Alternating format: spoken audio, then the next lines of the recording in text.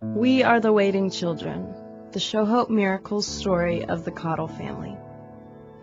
When I looked at Tian Yo's photo the first time, he was one of many faces on our agency's waiting child list. I looked up his condition online, and what I read took my breath away. Then I read the standard treatments for his condition, and I wept. Everyone will be afraid to adopt him. He needs a mommy and a daddy. I knew we would do everything we could to adopt this little boy. I hadn't wanted to adopt a child with special needs.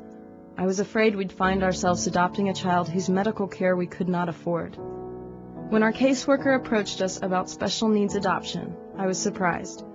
I told Shane, if God wants us to do that, fine, but he's going to have to change my heart big time. Inwardly I added, and I dare him to.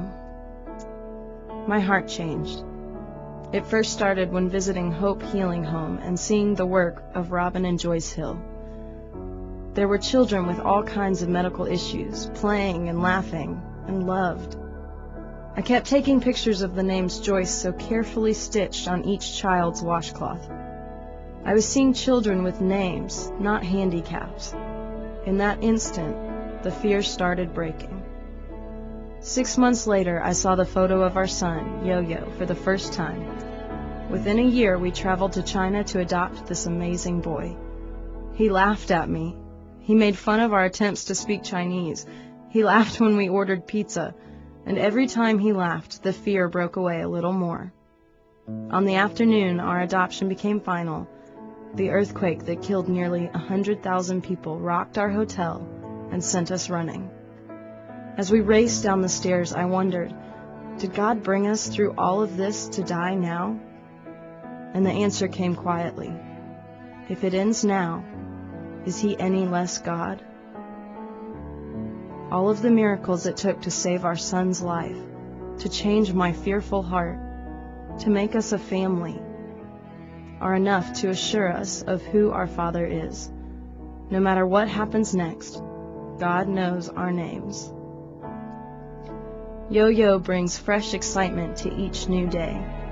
He experiences a homemade popsicle with the same wonder as catching a fish or seeing the ocean for the first time. He loves preschool, and he enjoys taking care of his dog and digging in our vegetable garden. He is desperate for music lessons and loves to play in his kitchen. He makes the funniest faces when he is grumpy, and he still misses his Chinese nanny sometimes. When he squishes my face between his little hands and whispers, "Let's snuggle, Mama," I am reminded every time that I could have missed him, would have missed him, if I had listened to fear. He has so much joy for life, even though he needs assistance at specific times every day and during the night, and has several surgeries coming up. The boy we share our lives with is not defined by his medical issues. He is Tian Yo Cottle. And so it happens that now, less than 18 months after bringing Yo-Yo home, we are adopting again.